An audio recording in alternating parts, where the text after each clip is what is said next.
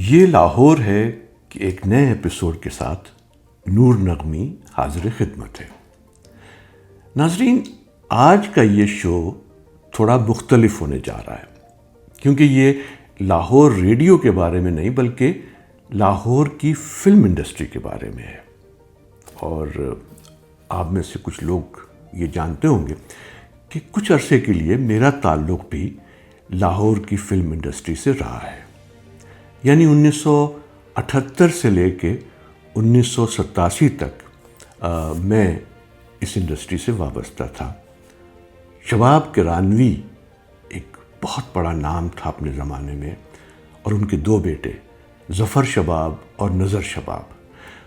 مجھے اس گروپ کی 3 فلموں میں کام کرنے کا موقع ملا، یعنی ترانہ، خوشبو اور وائٹ گولڈ۔ اور میں یہاں امریکہ سے پاکستان جایا کرتا تھا شوٹنگ کے لیے۔ بہت ہی خوبصورت زمانہ تھا۔ میرا زیادہ تر وقت شباب اسٹوڈیوز ہی میں گزرتا تھا، اور کیا خوبصورت اسٹوڈیو ہوا کرتا تھا وہ۔ بہت ہی بزی اور پر رونق اسٹوڈیو تھا، اور میری خوش قسمتی یہ ہے کہ مجھے اس وقت کے نامور لوگوں کے ساتھ اٹھنے بیٹھنے اور کام کرنے کا موقع ملا۔ وہ لوگ جو میرے ہیروز ہوا کرتے تھے، مجھے ان کے ساتھ کام کرنے کا موقع ملا۔ مثلاً محمد علی، وحید مراد، شاہد، ندیم، غلام محی الدین، زیبا بیگم، شبنم، شمیم آرا، بابرہ شریف، رانی بیگم اور ممتاز، ان سب کے ساتھ اٹھنے بیٹھنے اور کچھ کے ساتھ کام کرنے کا موقع ملا۔ بہت ہی خوبصورت دور تھا۔ خاص کر محمد علی صاحب، ان کا ادبی ذوق تو بہت ہی اعلیٰ تھا۔ ان سے بات کر کے، گفتگو کر کے مزہ آتا تھا، اور وہ اکثر اپنے گھر پہ بھی اس طرح کی محفلیں سجایا کرتے تھے۔ شباب اسٹوڈیوز میں، شباب صاحب کے آفس میں ہر وقت ان لوگوں کا جھمگٹا لگا رہتا تھا۔ کیسے کیسے رائٹرز، ڈائریکٹرز، نغمہ نگار وہاں جمع ہوا کرتے تھے۔ مثلاً حسن طارق، حسن عسکری، پرویز ملک، نظر الاسلام، ایس سلیمان، جاوید فاضل، پرویز کلیم، سید نور، بشیر نیاز، علی سفیان آفاقی، قتیل شفائی، مسرور انور، ریاض الرحمان ساغر۔ میں کس کا ذکر کروں؟ یہ سب اپنے اپنے شعبوں میں بے مثال لوگ تھے۔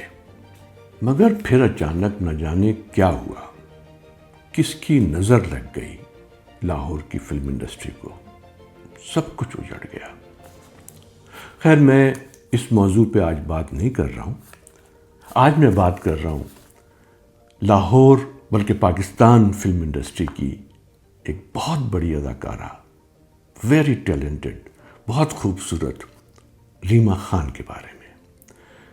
ریما 1990 میں جاوید فاضل صاحب کی فلم بلندی کے ذریعے فلم انڈسٹری میں آئیں، اور اس کے بعد اگلے 10 سال انہوں نے پیچھے مڑ کے نہیں دیکھا۔ بے شمار فلموں میں کام کیا، اور پھر خود بھی ایک فلم پروڈیوس کی اور ڈائریکٹ کی۔ اس کے بعد غالباً سن 2000 میں انہوں نے فلم انڈسٹری کو خیر بات کہہ دیا، اور صرف ٹیلی ویژن کے لیے شوز کرنے لگیں۔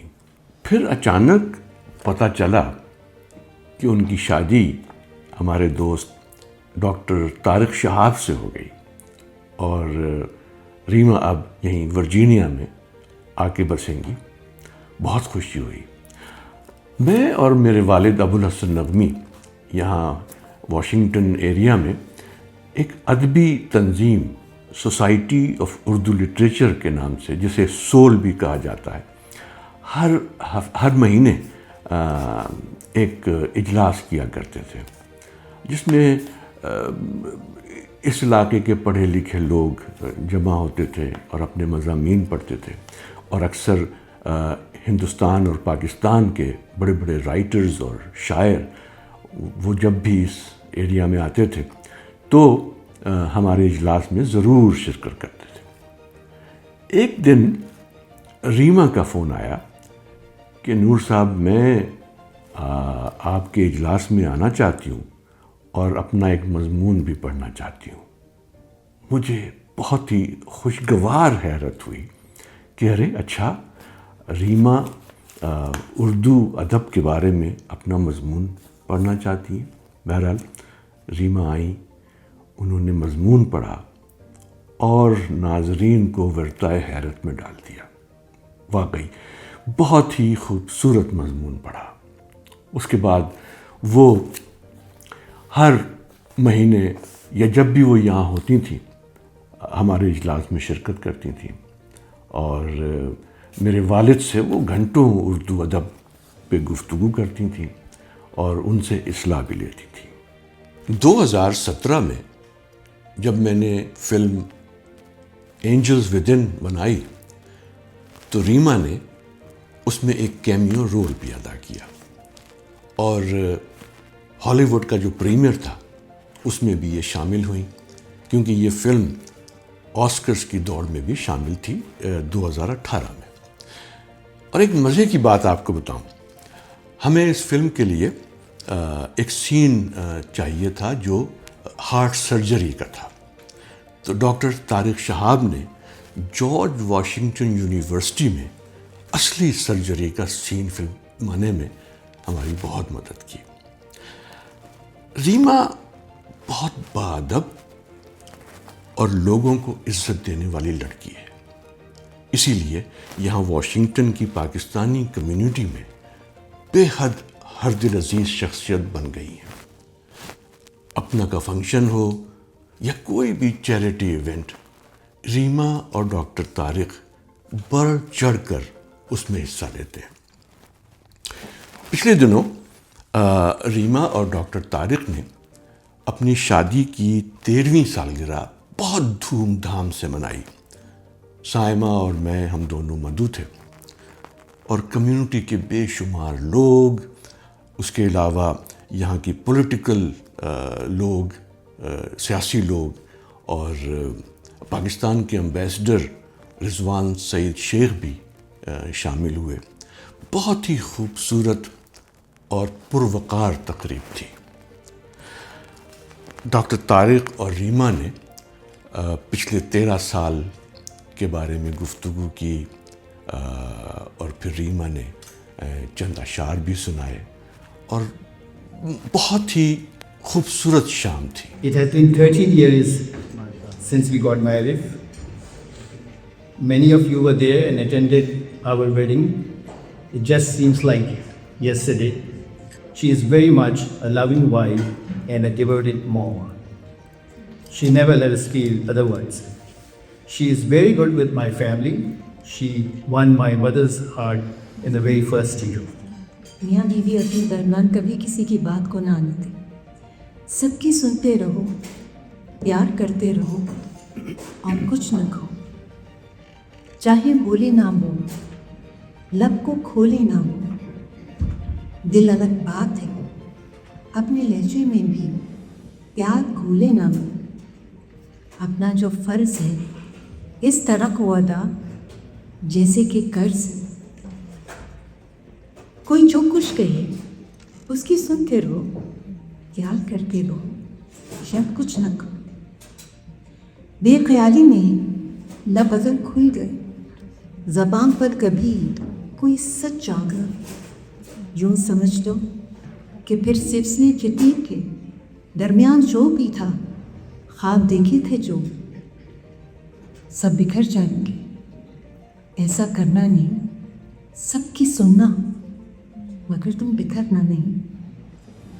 مسئلے سب کے ساتھ سفید و سیاہ، مسئلوں میں کبھی رنگ بھرتا نہیں۔ دل میں گر پیار ہو، لب پہ قرار ہو، پیار بھی پیار بس حرف اظہار ہو، اگر انا یہ کہے دل نہ مل پائیں گے، کھوٹی ہے یا نہ اس سے کچھ نہ بنا۔